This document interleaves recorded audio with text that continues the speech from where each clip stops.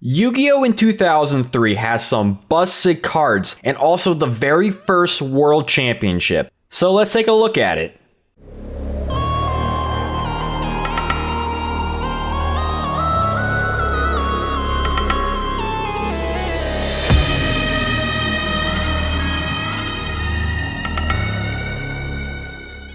2002 was a big year for Yu-Gi-Oh! For it not only started the game in North America, but it introduced most of the important card types we would see for the retro format, save for some card abilities like spirits, unions, levels, and counters.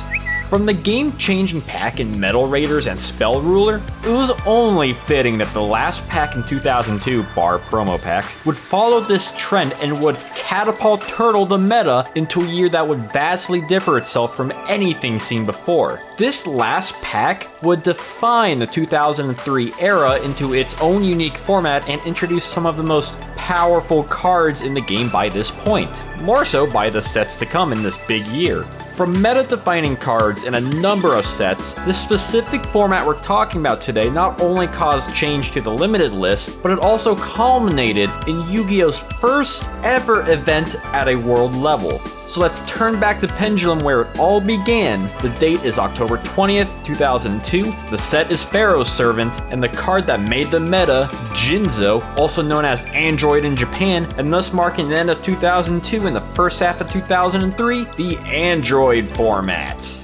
Wait, don't forget to subscribe if you haven't, because that helps me upload more videos and know that you like content like this. Let's take a look at the pack that claimed it served the Pharaoh, which was released worldwide by December 1st, 2004. The set was a mix of the OCG sets Curse of Anubis and Thousand Eyes Bible, and would ultimately improve the game by adding more powerful trap cards and even more powerful boss monsters. This is clear because the set includes the very first secret rare card that was not a monster, Imperial Order, a trap card that continuously negates spells.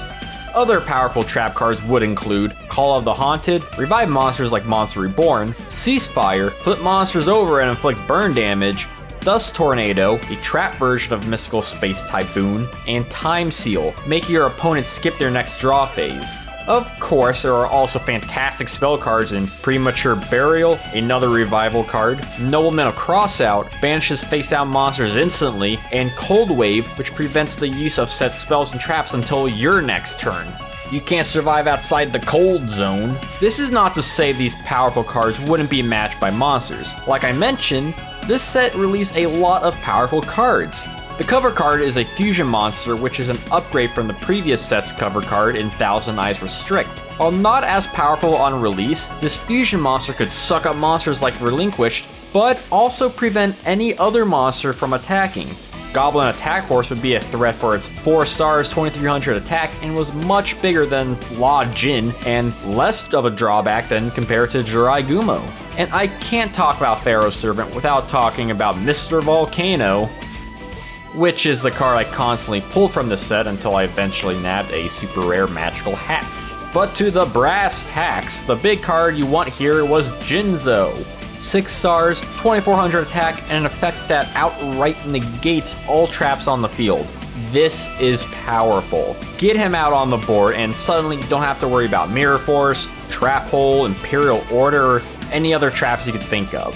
Jinzo became the boss of boss monsters because even though he has 100 less attack than Summon Skull, the effect of instant, costless trap negation was just such a big game changer for it just shut down an entire card type. The format wasn't called Android for any reason, and by December, the limited list would reflect this by placing Jinzo at 1 copy per deck. Other cards would hit the list too, like Imperial Order, Mirror Force, and Morphing Jar, but we all know who the big bad was. The following set wouldn't come until March in Labyrinth of Nightmare that continued the power train by introducing another wave of meta-defining cards. We're talking about the 1900 Pure Attacker Gemini Elf, the board-wiping Trap Torrential Tribute, and Fairy Box, who those who have been watching Simo's progression series knows what I'm talking about. There was also Destiny board, which created a new way to win the game, a la Exodia. Other powerful cards would include Kaiku the Ghost Destroyer, Last Warrior from Another Planet, United We Stand and Mage Power, Massive Restrict, and Card of Safe Return. A chunk of these, much like Thousand Eyes, wouldn't be at their peak yet, but are still powerful in their own right.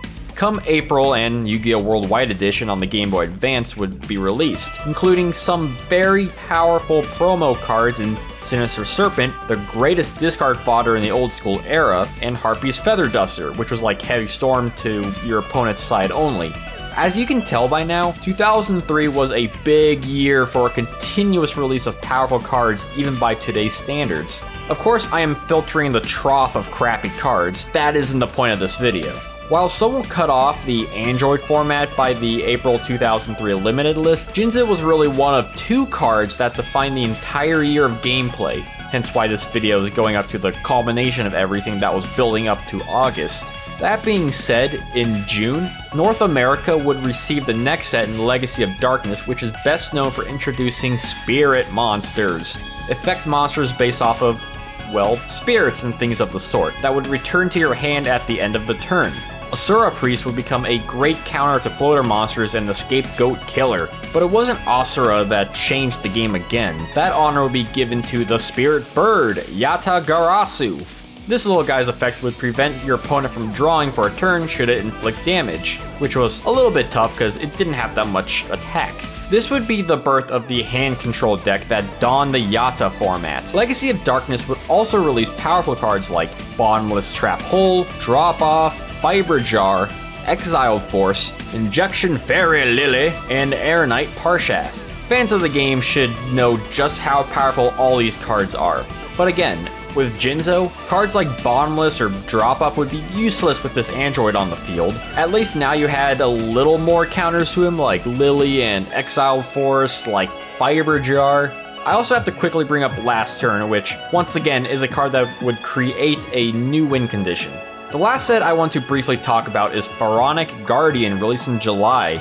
This booster pack in particular I will talk further in detail in a separate video because this is my favorite set in the entire Yu-Gi-Oh! History. But to sum it up here, the set gave us the Gravekeeper archetype, Ring of Destruction, Book of Moon, Spirit Reaper, and Trapped Dushu for just some of the most powerful cards of the set. The 2003 sets were a mecca for powerful cards, and it all culminated in August for Yu-Gi-Oh's first ever World Championship, inviting the world's most powerful players to decide who is the definitive king of games. So now's the time of the video to take a look at some of the decks that were used in this tournament. The decks covered here will be the top decks with the most variety at a showcase, so it won't just be the top 5. Who's that duel monster? It's Thunder Nyan Nyan. In first place, we have Ingyu Lung with a rather aggro hand control deck. I briefly mentioned hand control a little bit ago, but here we can just see how it works. You have a plethora of cards with effects that strip cards right out of your opponent's hand to minimize what they can do. Don Zalug, Delinquent Duo, Drop Off, and many other cards. With other cards like Yata, Imperial Order, and Feather Duster, you can control your opponent in just about every aspect. Not to forget that Mirage Nightmare is now legal, so you have a great drawing card, so the speed of games compared to 2002 is night and day. And Young with this deck actually won the very first World Championship prize card, that being Victory Dragon. A very cool looking, shiny, golden dragon that if you manage to get your life points to 0, you win the entire game. It's really overpowered except for the one major flaw that your opponent could just surrender before it finishes attacking, making it actually a lot worse than it seems. But hey, it's cool. It's Victory Dragon. It's the victory of dragons. Third place, we have Mike Rosenberg with a different take on aggro hand control with Goblin Attack Force, Guardian Sphinx, Spirit Dragon, and Spirit Reaper. Similar in concept, you use powerful hand control cards and strong monsters to beat down your opponent, and then you use Yata-Garasu to stun them into submission. Scary stuff. Adam McNeely used cards like Bazoo the Soul Eater, Injection Fairy Lily, and even opted out to include Jinzo in the main deck in preference to Air Knight Parshath. Anat Van Messem went full aggro with Goblins, Elves, and Chasers combined with Acts of Despair and negation cards like Magic Drain and Solemn Judgment. Luca Cassidy went with a more defensive build with Gravity Bind, Scapegoats, and burn cards like Cannon Soldier, Magic Cylinder, and Ring of Destruction, all the while keeping aggro plays in mind, with no Yata in the main deck. And lastly of the World Champion decks I want to cover is Michael Ryback with a rather unique deck, almost toolbox question deck. He uses cards like Hades, Hellpoemer, New Doria, Question, and Skull Lair. Ryback knows how to bring the spice. Feed him more. I also want to throw in a couple other decks from the Android format for variety's sake.